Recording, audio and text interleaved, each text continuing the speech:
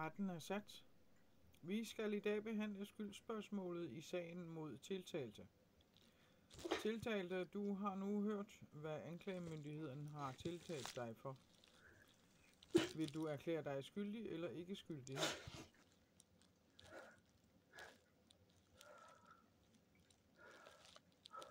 Hvad sker der lige for dig? Det er bare en skide drøm igen.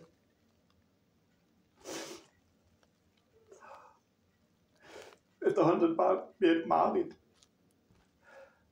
Hvad går ned på? Jeg skulle stå på en scene, og så skulle jeg fylde rummet op med ord, med krop og med liv. Men jeg stod aldrig derop. Jeg tog aldrig chancen. Ikke sådan rigtigt. Drømmen måtte bare vente.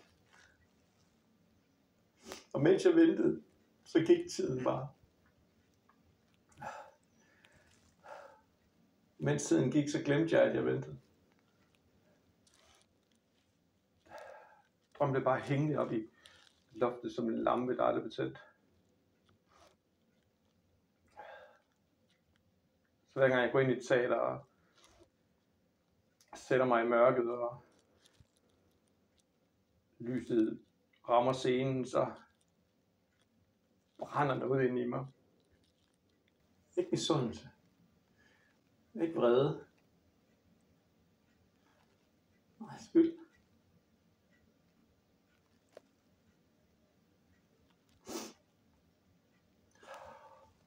Skyld over for at råde den unge mand, jeg var engang. Skyld over at have gemt mig bag alle mulige forskellige dumme undskyldninger. Skyld over at være bange for at fejle.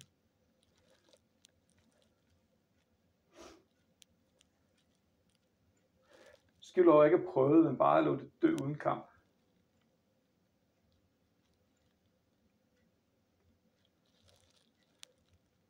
Skyld smager bare langt værre end nederlag.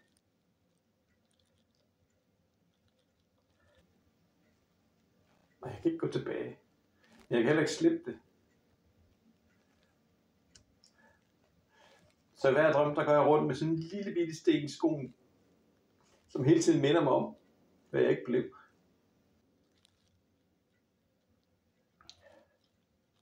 Måske er det på tide at fjerne den sten. Det er i hvert fald aldrig for sent. Jeg ved sgu ikke, om det er for sent. Måske. Men jeg ved, hvordan skylden den bare æder en langsomt, hvis man ikke gør noget. Så måske skal jeg bare prøve. Måske bare prøve at stå deroppe og lade folk lytte til mig.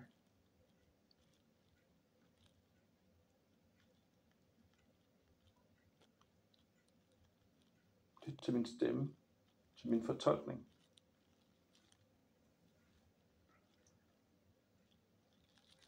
At være eller bare være til.